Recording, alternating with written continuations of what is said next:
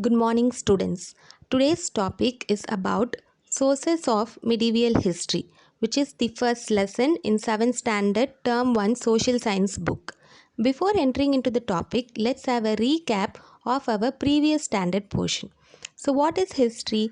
History is the study of past events in chronological order, that means in particular sequential order.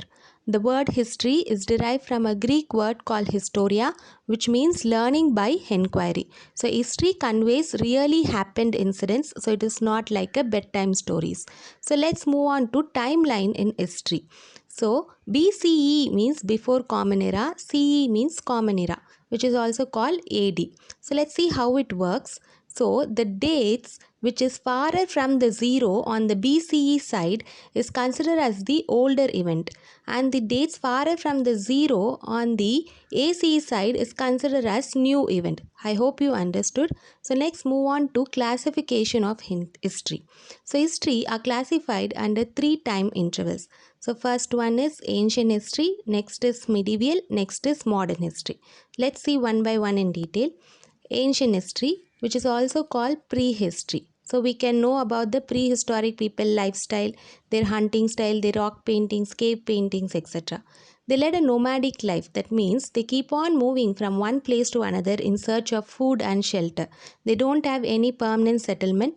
Later, they invented fire. With the help of fire, they learned cooking process, and then they learned fishing activities. Then they invented wheels. With the help of wheel, they made agriculture practice, which is used for transport also. And then they made pots out of wheels. So, and they decorated the pots with some patterns.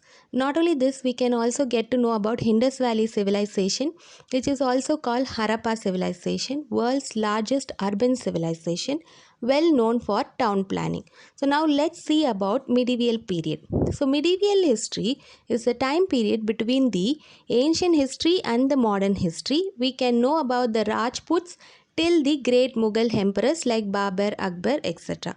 Now we can see about the modern history. So modern history is the time period between your advent of Europeans and the independence struggle. So Europeans mainly entered into India for trading purpose, that too for spice trading. So the first European to enter was Portuguese named Vasco da Gama. He landed at Calicut. In this lesson, we are going to see only about medieval history. So, as I told before, medieval history is the time period between your ancient history and the modern history, which is classified under 2 time intervals. One is early medieval from 700 to 1200 AD. Next one is later medieval from 1200 to 1700 AD. So, in early, we can know about Rajputs, Vijayanagar, Bahmani kingdoms. In later medieval, we can know about the great Mughal emperors like Babur, Akbar, and last one is Aurangzeb. So according to Kafi Khan, he is a courtier of Emperor Aurangzeb. What he told is, an historian must create a balanced report without any partiality. So let's see what he had told. It is the duty of an historian to be faithful, to have no hope of profit, no fear of injury, to show no partiality on one side or animosity. Animosity means enmity on the other side. To know no difference between a friend or a stranger, and to write nothing but with sincerity. So, a person who writes the history must give a sincere report. So, let's move on to sources of history. Sources helps to reconstruct our history. So, what do you mean by sources? So, sources are the collections of evidence or proof collected by the historians. Historian means a person who writes the history. So, there are two kinds of sources. So, primary and secondary source. So, let's see one by one. So, primary source is a raw material which provides valuable, rich information.